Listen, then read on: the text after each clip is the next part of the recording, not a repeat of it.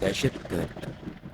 उसने खटारा किस्म की जीप रखी हुई थी जिसकी सीटें उखड़ चुकी थीं और छत गायब थी।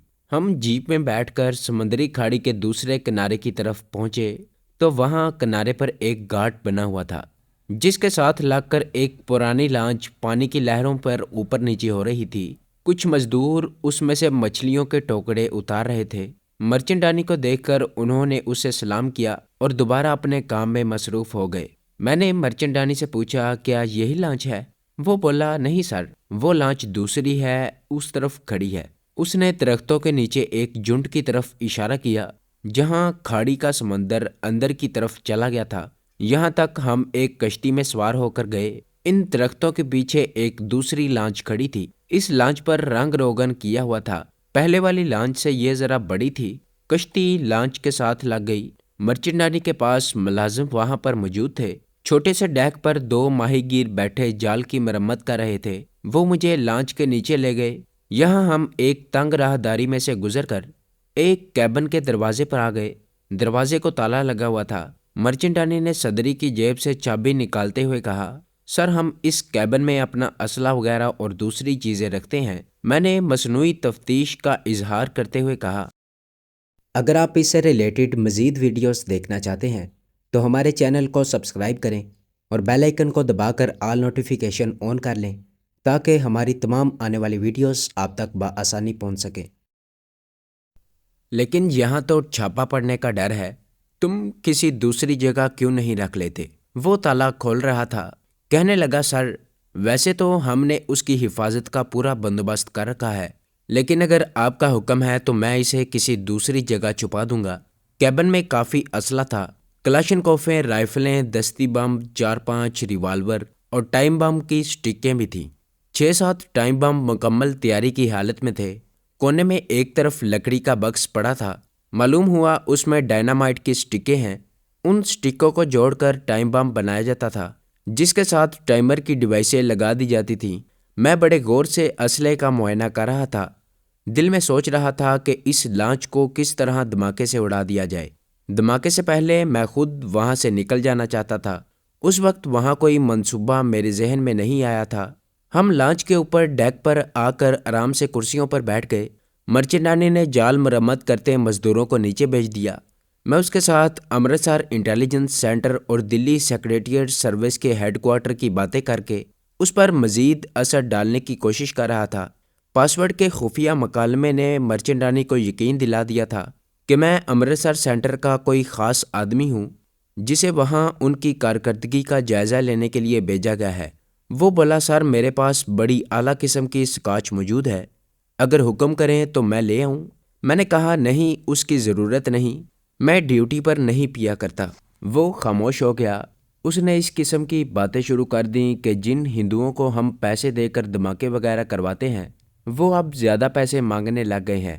हेडक्वार्टर से कहें कि हमारे फंड की रकम बढ़ा दी जाए। इस रकम से गुजारा नहीं होता और काम भी तसल्ली बख्श तरीके से नहीं होता। मैंने कहा, मैं इस सिलसिले में दिल्ली जाकर खुद सीक्रेट सर्विस के इंचार्ज से बात करूंगा। अभी तुम इसी फंड से गुजारा करो। खाने का इंतज़ाम इसी लॉन्च पर किया गया था। दोपहर 1 बजे दोनों हिंदू तकरीबकार आ गए। दोनों पक्की उम्र के थे। आते ही उन्होंने हाथ जोड़कर मुझे प्रणाम किया और अदब से एक तरफ होकर बैठ गए। ये दोनों मर्चेंडानी के ख़ास तकरीबकार आदमी थे। मैंने अपनी तसल्ली के लिए उससे पूछा, अगर अपने गिरोह के और आदमी भी हों तो उन्हें भी फ़ौरन बुलवा लो। उन सब को दिल्ली क्वार्टर की ज़रूरी हदायत पहुंचाना ज़रूरी है। मर्चेंडानी बोला, नहीं सर, और कोई नहीं है। अभी तक तो यही 2 आदमी ठीक ठाक काम कर रहे हैं। हैदराबाद के बाज़ारों में इन्होंने ही फायरिंग की थी और कराची में भी 3-4 धमाके कर चुके हैं। मैंने दिल में कहा, फिक्र न करो बदबख्तो, तुमसे एक एक पाकिस्तानी के खून का हिसाब लूँगा। मैंने उसके बाद यूं ही उन्हें हदायत देनी शुरू कर दी। मैंने कहा, ये ख़ास हदायत मुझे बराह रास्त दिल्ली सीक्रेट सर्विस के हेडक्वार्टर से मसूल हुई हैं। ये मीटिंग कोई आधे घंटे तक जारी रही। इस असना में मैंने सोच लिया था कि मुझे उन लोगों को लांच के गोला बारूद से कैसे उड़ाना है। खाना शुरू हो गया। खाने के बाद मैंने मर्चेंडानी और दूसरे भारतीय तकरीबकारों को मुखातिब करते हुए कहा, आज रात तुम तीनों इस लांच में मेरे साथ रहोगे। मेरा वायरलेस पर राब्ता है। ہو سکتا ہے رات 12 بجے مجھے امرتسر سے کوئی پیغام موصول ہو۔ مرچنڈانی نے فوراً کہا، ٹھیک ہے سر، ہم لوگ اسی لانچ میں سو جاتے ہیں، آپ کو تکلیف نہ ہو کیونکہ اس میں آپ کے لائق سونے کا انتظام شاید نہ ہو۔ میں نے کہا، میں ڈیوٹی پر ہوں، اور جب ہم بھارت ماتا کے لیے ڈیوٹی دے رہے ہوتے ہیں تو ہم سارے کشٹ اٹھانے کے لیے تیار رہتے ہیں۔ مرچنڈانی اور دوسرے دونوں بھارتی تخریب کار میری اس بات پر بڑے خوش ہوئے۔ وہ سارا دن میں نے لانچ پر ان لوگوں کے درمیان ہی گزارا۔ میں نے انہیں ایک لمحے کے لیے بھی ادھر ادھر نہ ہونے دیا۔ شام کو میں نے ان لوگوں کو اپنے پاس بلا کر چائے پی اور رات کا کھانا بھی ایک ساتھ بیٹھ کر کھایا۔ جب رات کا اندھیرا چھا گیا تو میں نے مرچنڈانی سے کہا، تم لوگ کہاں سو گے؟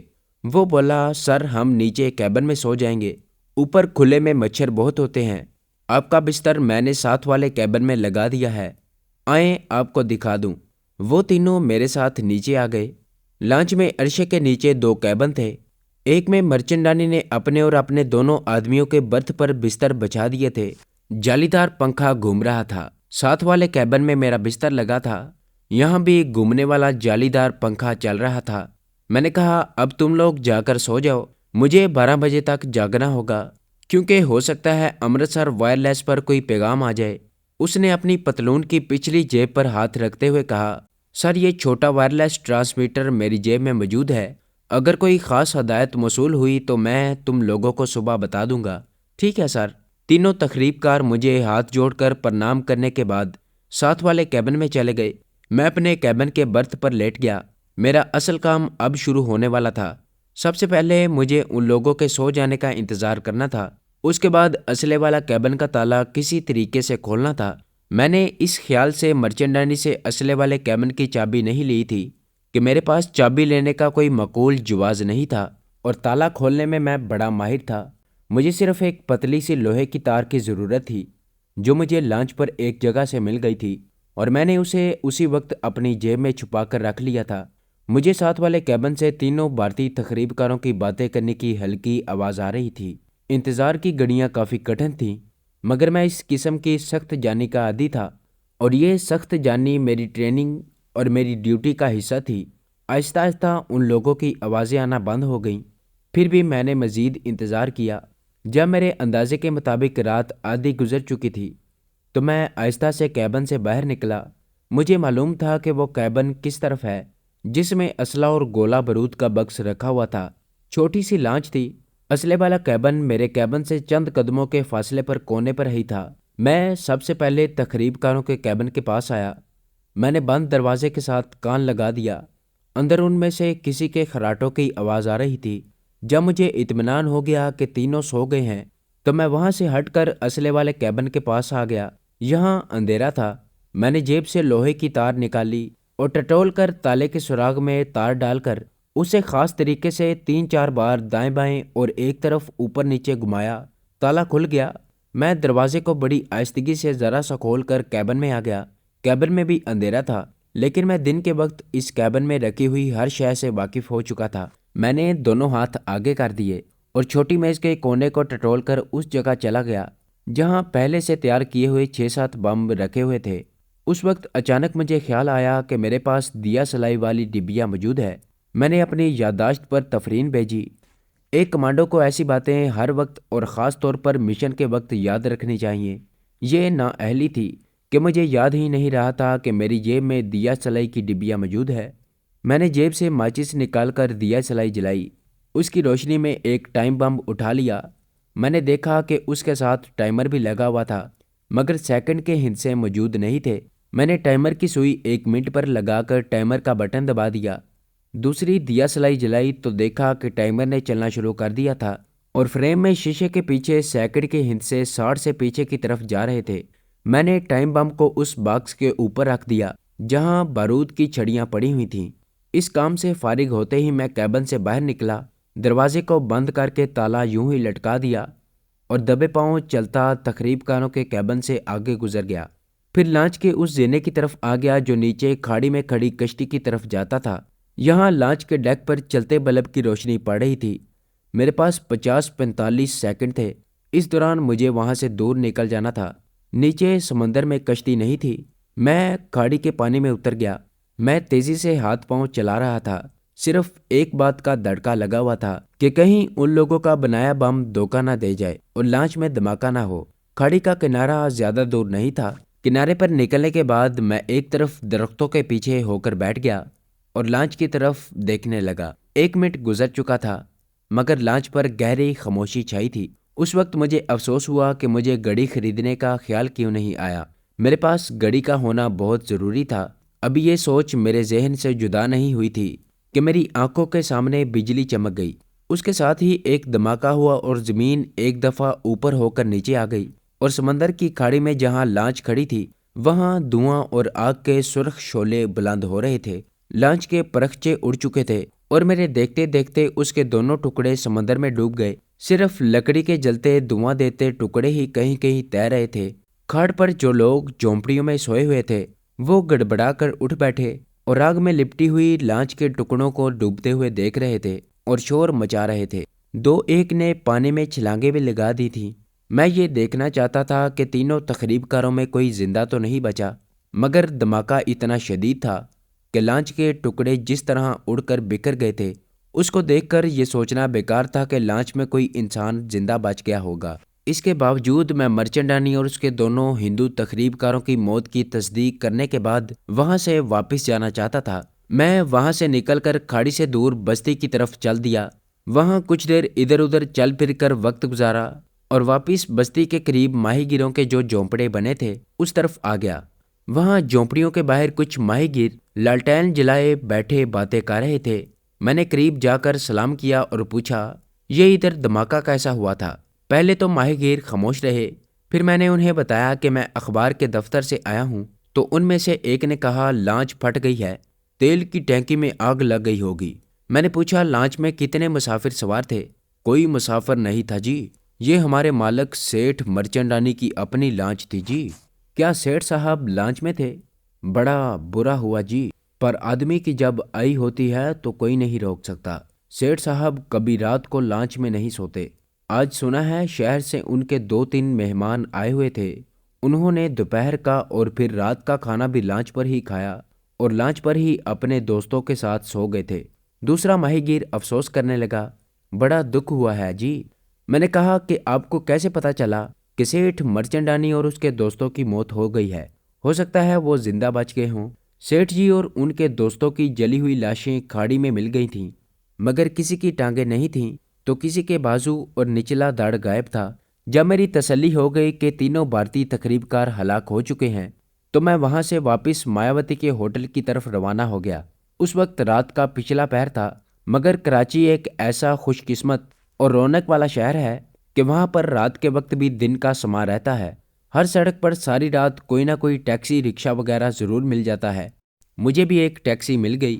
ٹیکسی میں بیٹھتے وقت میں نے سوچا کہ اس وقت میرا مایاوتی کے ہوٹل میں جانا ٹھیک نہیں رہے گا، مجھے رات ریلوے اسٹیشن پر گزارنی چاہیے۔ چنانچہ میں نے ٹیکسی ڈرائیور سے کہا سٹی اسٹیشن چلو بھائی۔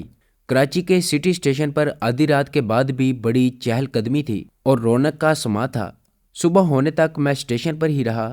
میں نے سوچ لیا تھا کہ مجھے کیا کرنا ہے۔ اسٹیشن سے نکلتے ہوئے میں نے پہلا کام یہ کیا کہ سیدھا PIA کے دفتر پہنچ کر رات کے 12 بجے والی اسلام آباد کی فلائٹ کا ایک ٹکٹ خریدا اور اس میں اپنی سیٹ کنفرم کروا لی۔ اس کے بعد میں کلفٹن کی سیر کرنے لگا۔ کلفٹن پر دن کے وقت زیادہ لوگ نہیں تھے، اس لیے میں یہاں آ گیا۔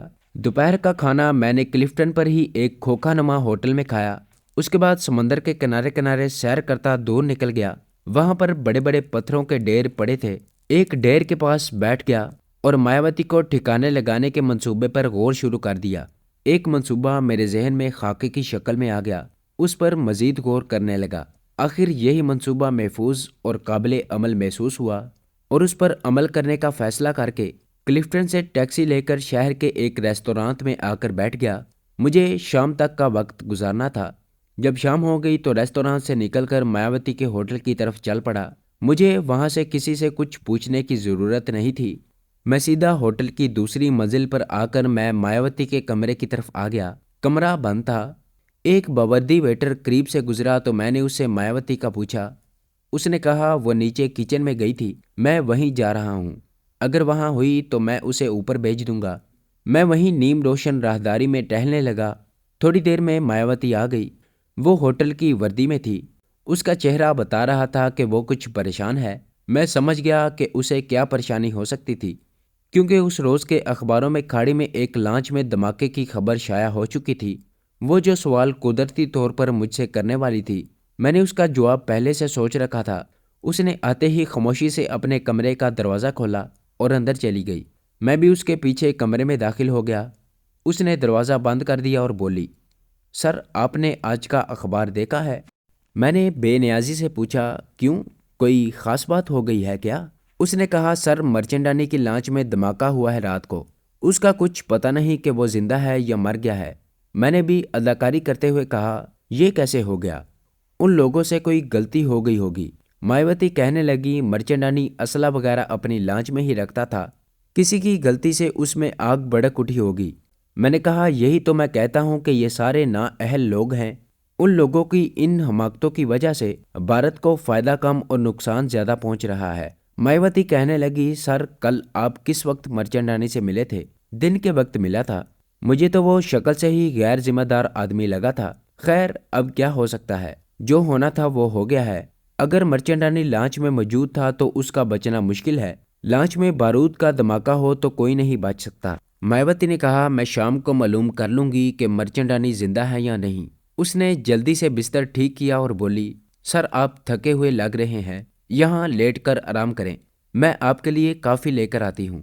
میں بستر پر لیٹ گیا اور کہا، ہاں تم ٹھیک کہتی ہو، میں واقعی آج تھک گیا ہوں، کئی ایک ضروری کام نمٹانے تھے، میں ابھی کافی لے کر آتی ہوں۔ وہ دروازہ بند کر کے چلی گئی۔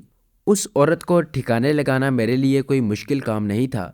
ایک بار دل میں خیال ضرور آیا کہ اس عورت کو چھوڑ دوں، اسے ہلاک نہ کروں، لیکن جب اس نقطے پر غور کیا کہ اگرچہ اس کے سارے تخریب کار ساتھی ہلاک ہو چکے ہیں، لیکن انڈیا سے دوسرے تخریب کار آ جائیں گے اور آتے ہی اس سے رابطہ قائم کریں گے اور یہ عورت پھر سے پاکستان کے خلاف اپنی تخریبی سرگرمیاں شروع کر دے گی۔ میں نے فیصلہ کر لیا کہ اس عورت کو ٹھکانے لگانا بہت ضروری ہے۔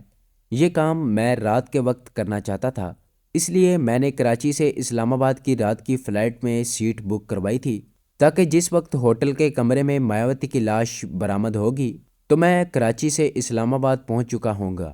مایاوتی میرے لیے کافی لے آئی۔ کافی پی کر میری طبیعت میں واقعی فرحت سی پیدا ہو گئی۔ میں نے مایاوتی سے کہا، مایاوتی میں آج رات کا کھانا بھی تمہارے ساتھ ہی کھاؤں گا، میرا پروگرام کل صبح اسلام آباد راولپنڈی جانے کا ہے۔ مایاوتی مسکرانے لگی، سر آپ مالک ہیں، ہم تو آپ کے نوکر ہیں۔ میں نے اس کے شانے پر ہاتھ پھیرتے ہوئے کہا، نہیں نہیں مایاوتی، تم نوکر نہیں ہو، تم بھارت ماتا کی دلیر پتری ہو، تم بھارت ورش کے لیے بڑا کام کر رہی ہو۔